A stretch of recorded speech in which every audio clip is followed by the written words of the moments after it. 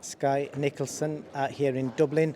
We've just seen the press conference, Skye. What do you make of it? Not much beef, not much back and forward, but quite respectful. Yeah, very respectful, but you can see they both are really backing themselves for this fight, which makes it exciting. So, it's definitely got me even more excited now for the fight. We'll get the obvious question out the way first. Just break it down, Mahat. Who do you think is a favourite? And whoever isn't the favourite, what do they need to do to try and win? Hard one.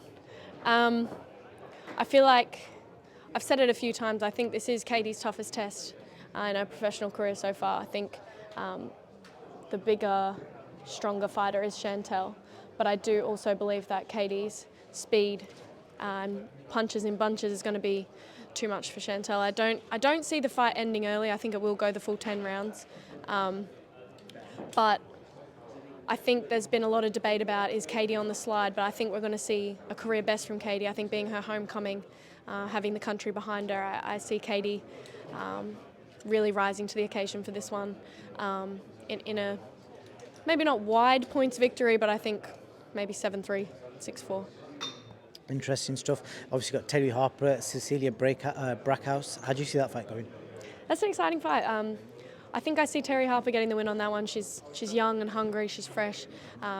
She learns. She's like a sponge. I've seen how far she's come in the short time she's been boxing, and she's a very, very good boxer. So I see Terry Harper getting the win there. Interesting stuff. And realistically, what do you think if the winner from Chantel and Katie Taylor, what route should both of them go down next? Because it's almost like they've kind of accomplished everything. Yeah, for sure. I think both of them could have happily finished their careers as they have. So to keep going is hats off to both of them, putting it all on the line this weekend. I think everyone 100% wants to see that Taylor-Serrano rematch. So I feel like that's probably still Katie's next fight. Chantel, I don't know. There's big fights out there to be made for sure. There's a lot of girls that they're happy to move around weights, and there's some big names in the divisions now. So I think there's going to be big fights everywhere for the girls at that top level. And just going to move on to yourself. I think last time I spoke to you, you said you was doing all this strength and conditioning work, and you was going to show it fight night. Do you think you showed it? I think I showed a little bit more than what I have in my other fights. I know there's still so much more to show everyone. I know what we're doing in the gym, and bit by bit, brick by brick. Rome wasn't built in a day, so I've been a pro for 14 months. So no rush, but really happy with how things are progressing, and I was happy to show a little bit more in that last fight. How are you dealing with the pressure? Because I always read what fans say, and you seem to be getting a lot of stick for not getting knockouts, because that seems to be the most common thing. So I'm assuming when you're in the fight, this must be playing on your mind. I definitely don't let it play on my mind in the fight. I do obviously. Do you subconsciously think, I gotta stop, if the stoppage is there, I've got to do something more? It's just not in my natural instinct, if I'm honest with you. I also think the 2-minute rounds make it very hard to get stoppages. You don't see it much in female boxing, full stop. Especially in featherweights, full stop as well.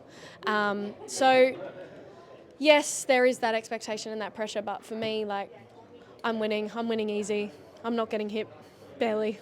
So, why would I change what I'm doing?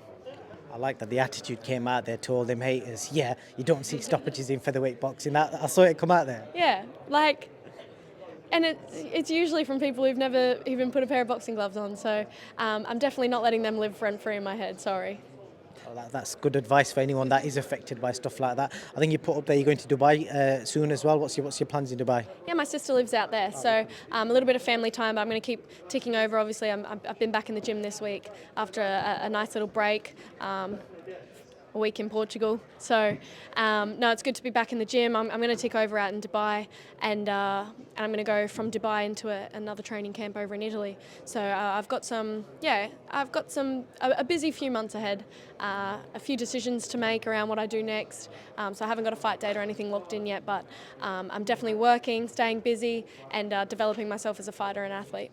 How far are you off rolling the dice? Say like a world title fight or something like that. Look, the belts are pretty tied up in featherweight. Serrano's got the belts. She's made it quite clear that she's going to fight who she wants to fight. So if the opportunity arises and that fight's there, I'll take it with both hands. So while that's not really the case, I've just got to focus on me and getting myself into the best position so that when those belts free up a little bit, there's going to be some opportunities there for me to grab. Skye Nicolson, anything else you want to add before I let you go? No, just tune in live this Saturday. I think it's going to be definitely a night to remember, and there's a great show, a great undercard as well. Great female fights on there. Look out for Maisie Rose. She's on early. Obviously Terry Harper, and the main event's going to be unbelievable. I can't wait. Skye Nicolson, thank you very much.